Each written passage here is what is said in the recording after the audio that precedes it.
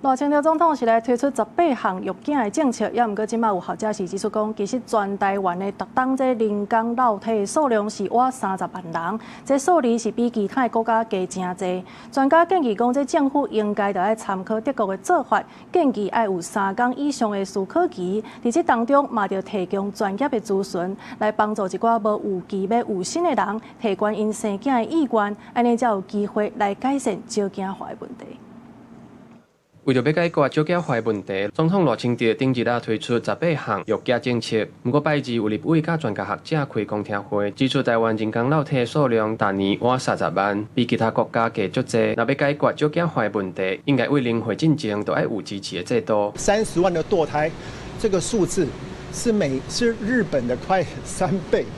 日本的快3倍的人家的墮胎數。韓國是20萬的墮胎，我們是1.5倍的韓國的墮胎數。在德國是大概10萬，我們是